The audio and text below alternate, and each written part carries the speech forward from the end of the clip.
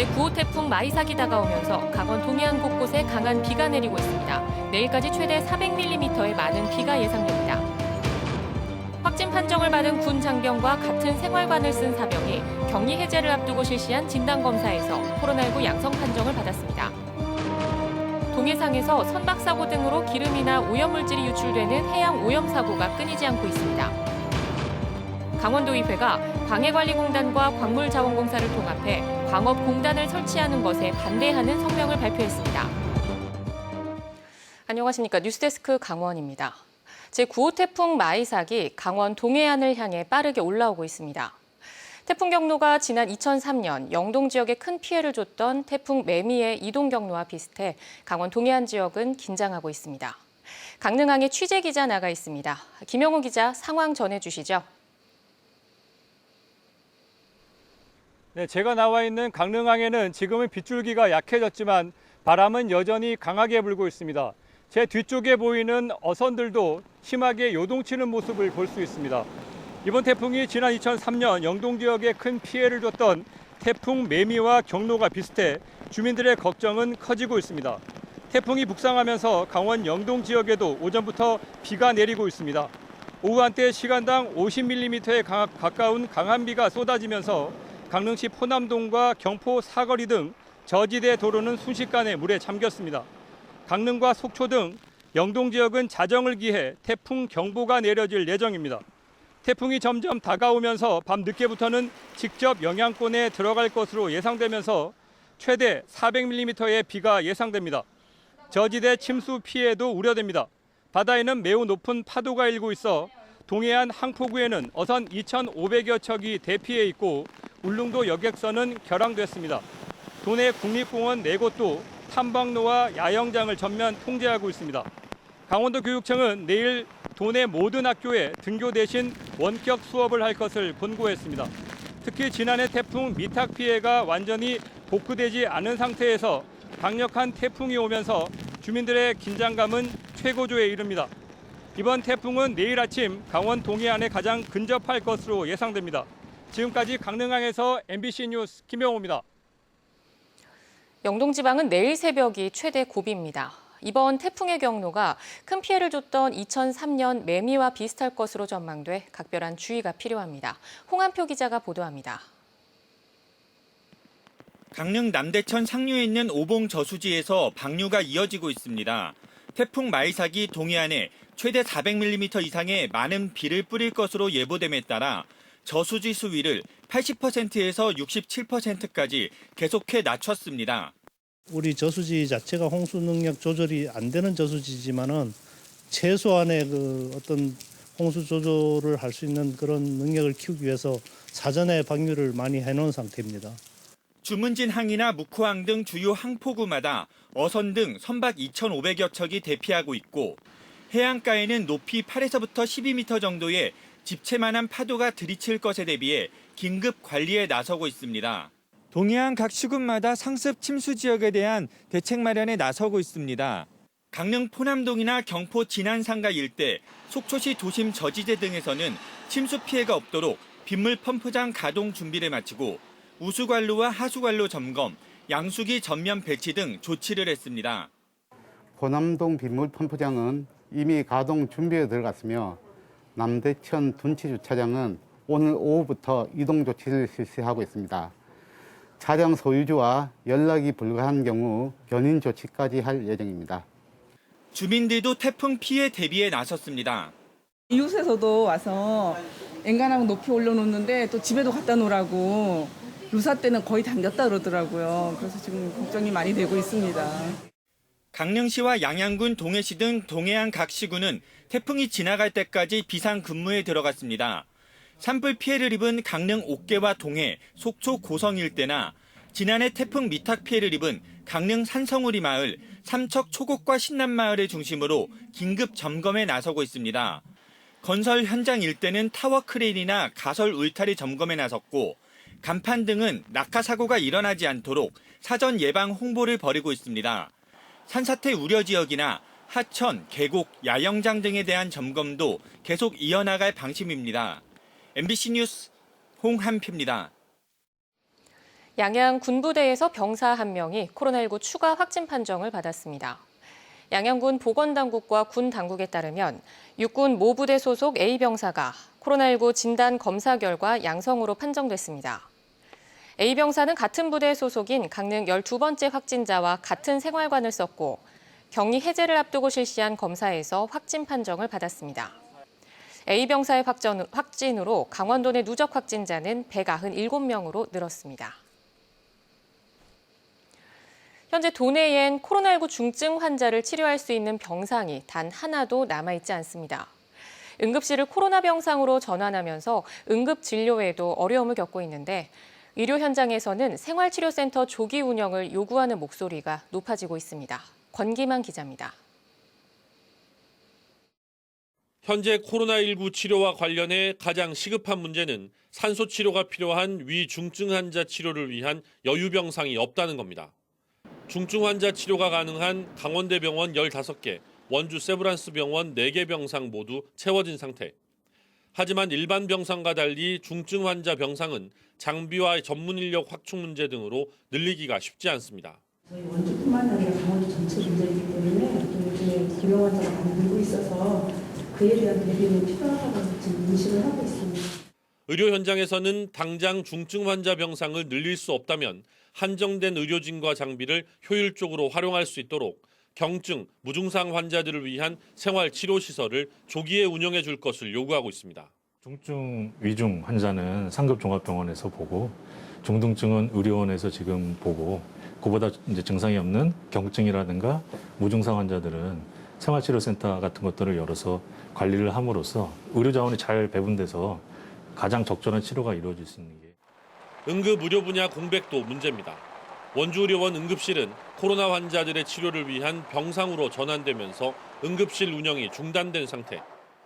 모든 응급 환자들이 이곳 세브란스 기독병원으로 이송되고 있어 응급 진료 업무가 과부하에 걸린 상태입니다. 생활치료시설로 경증 무증상 환자들이 이송되고 원주의료원이 응급실을 다시 가동해야 응급 환자가 세브란스 기독병원으로 몰려 과부하 걸리는 걸 막을 수 있다는 게 지역 의료계의 진단입니다. 하지만 강원도는 생활치료시설 지정을 반대하는 인근 주민들에게 병상이 부족할 때 운영을 시작하겠다고 이미 약속을 해놓은 상태여서 어떤 해법을 내놓을 수 있을지 주목됩니다. MBC 뉴스 권기만입니다. 강원도 교육청의 교육재난지원금 3만 원 지급 계획이 의회 심의를 앞두고 있습니다. 당초 6만 원을 지급하려 했지만 급식비 예산을 다른 곳에 쓸 수 없다는 강원도와 시군의 반대에 부딪혀 지급 시기와 지급 대상이 논란이 되고 있습니다. 강화길 기자가 보도합니다. 강원도 교육청은 당초 교육재난지원금을 6만 원 주려고 했습니다. 1학기 동안 쓰지 않은 급식비 94억 원을 모두 활용하면 1인당 6만 원 지급이 가능합니다. 그런데 강원도와 시군이 반대하고 있습니다. 학교 급식을 위해 보조금으로 지원하는 식품비를 다른 곳에 쓸 수 없다는 겁니다. 교육청의 재난지원금 지원조례는 교육청 자체 조례거든요. 그래서 그건 교육청 자체 예산으로 이제 지급하는 걸로 알고 있고요. 그럼 같은 돈으로 농산물 꾸러미는 어떻게 줬냐고 물었습니다. 그때는 정부 주도로 한시적으로 관련 규제를 풀었기 때문이라고 밝혔습니다. 강원도교육청은 이처럼 강원도와 시군의 반대가 완강하자 혼자서라도 주겠다는 계획을 세웠습니다. 안 쓴 급식비에다 자체 예산을 얹어 3만 원을 주기로 하고 예산을 편성했습니다. 출격 10억을 삭감하면서도 그걸 46억을 넣은 거잖아요, 결국은. 지급 방식은 강원사랑 상품권이 유력합니다. 그렇다고 문제가 다 해결되는 건 아닙니다. 언제 주느냐 하는 문제가 남습니다. 강원도 교육청 안에서도 설왕설래가 계속되고 있습니다. 우선 9월 10일 도의회 예산 심의를 통과하면 바로 주자는 의견이 있습니다. 반면 좀 두고 보자는 의견도 있습니다. 2학기 들어서도 코로나19 확산세가 심상치 않으니 역시 집행하지 못한 급식 예산을 합쳐 지급 금액을 올려서 주자는 의견도 있습니다. 또 다른 문제는 지급 대상입니다. 울산과 인천, 충북, 제주는 유치원도 줬습니다. 하지만 강원도는 교육재난지원금 대상에서 유치원을 뺐습니다. 아동수당이 이제 10만 원씩 나가잖아요. 일괄 해서 40만 원씩 지급한 바가 있거든요. 일단 혜택을 받았기 때문에. 그렇지만 1학기 농산물 꾸러미는 줬는데 교육재난지원금은 왜 안 되는지 반발이 있을 수 있습니다. MBC 뉴스 강화길입니다. 동해상에서 선박 사고 등으로 기름이나 오염물질이 유출되는 해양 오염 사고가 늘고 있습니다. 상당수는 부주의 때문에 발생하고 있지만 고의로 기름을 유출하는 경우도 적지 않습니다. 이용 기자가 보도합니다. 바다에 기름띠가 보이고 선박 갑판에는 기름이 샌 흔적이 있습니다. 무쿠항 앞바다에서 한 예인선이 연료유를 바다에 배출하고 도주하다 해경에 적발됐습니다. 펌프 스위치가 고장나자 연료유 50리터를 해상에 유출하고 달아난 건데 방제를 위해 6척의 작업선이 투입됐습니다. 지난해 강릉항에서는 정박해 있던 예인선이 바지선과 함께 물속에 빠지는 사고가 발생했습니다. 이 사고로 10,000리터에 달하는 기름이 바다로 유출됐고 모두 제거하는 데만 열흘 넘게 걸렸습니다. 이건 관광하는 게 아니라 이거는 진짜 막말로 산업 폐기물. 이걸 어떻게 했으면 좋겠나 이거지 이거는. 어민들은 지금 뭐 하루하루 먹고 벌어먹고 사는 사람들이 대책이 없다니까 이게 기름 때문에. 이처럼 동해상에서 선박사고 등으로 바다에 기름이나 오염물질이 유출되는 사례가 해마다 늘고 있습니다. 지난 2016년 25건이던 동해안 해양 오염 사고 건수는 지난해 33건으로 늘었고 오염물질 유출량도 15kl에서 28.2kl로 급증했습니다. 올해 들어서도 상반기에만 13건의 해양 오염 사고가 발생했습니다. 원인자에게 청구하는 방제 비용을 올리고 해경과 해양환경공단 등의 예방 활동을 강화하고 있지만 좀처럼 해양 오염 사고는 줄어들지 않고 있습니다. 폐윤활유 등과 같은 폐유와 선저 폐수를 반드시 분리하여 주시길 당부드립니다. 연료유 수급 시에 안전관리자 입회 및 수급 관련 안전 점검 사항 체크 후 연료 수급을 당부드립니다. 해양 오염의 상당수는 부주의로 발생하지만 고의로 기름을 유출하는 경우도 적지 않아 선박 운항자들의 각별한 주의와 인식 개선이 요구되고 있습니다.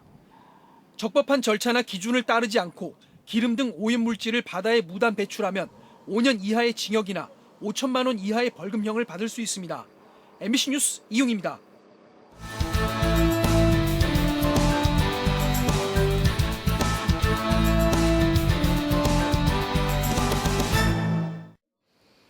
고성군의 카드형 지역화폐 고성사랑카드가 출시됐습니다.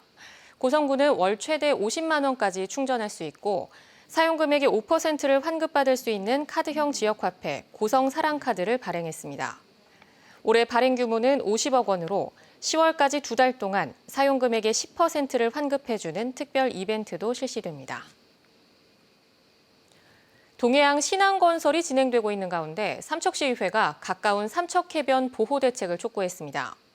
삼척시의회는 오늘 발표한 성명에서 신항과 가까운 증산해변과 삼척해변에서 일부 침식이 시작돼 더 큰 피해가 우려된다며 모니터링 결과를 공개하고 확실한 해안 보호 대책을 마련하라고 요구했습니다.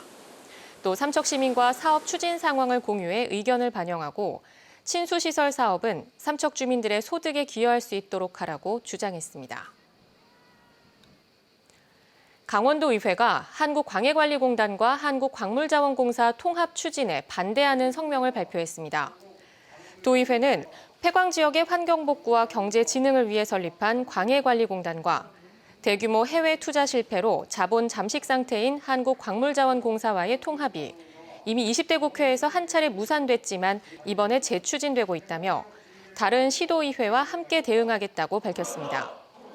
이에 앞서 이상호 강원도의원은 본회의 5분 자유 발언을 통해 두 기관을 통합한 한국광업공단을 설립할 경우 부실 우려가 있고 폐광 지역을 위해 쓰여야 할 재원이 줄게 된다며 우려를 표했습니다. 대한석탄공사가 코로나19 재확산으로 어려움을 겪는 광산 지역 소상공인들의 임대료를 100% 면제하기로 했습니다. 대상은 산하 광업소 시설에 입점한 24개 업체로 8월부터 연말까지 임대료 100%를 면제합니다.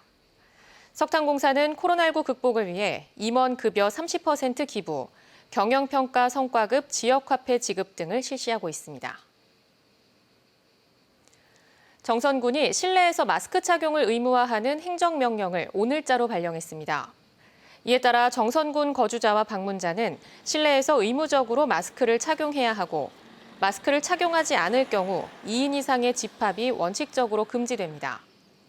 행정명령을 위반하면 감염병 예방법에 따라 10만 원 이하의 과태료가 부과되고 감염병을 전파하면 발생하는 모든 비용에 대해 구상권이 청구될 수 있습니다. 다만 음식물 섭취 등 불가피한 경우와 실외에서 2m 이상의 사회적 거리 두기가 가능할 경우 예외를 인정합니다. 동해시 청소년 수련관 부지에 천문대를 건립하는 공사가 시작됩니다. 동해시는 11억 원을 들여 부곡동 청소년 수련관 부지에 지상 3층 규모의 천문관을 건립해 내년 상반기에 개관할 예정입니다. 천문대 2층에는 천체 투영관, 3층에는 관측소 등이 갖춰지며 건물은 우주선 발사대 형태로 설계됐습니다. 강원 뉴스 마칩니다. 고맙습니다.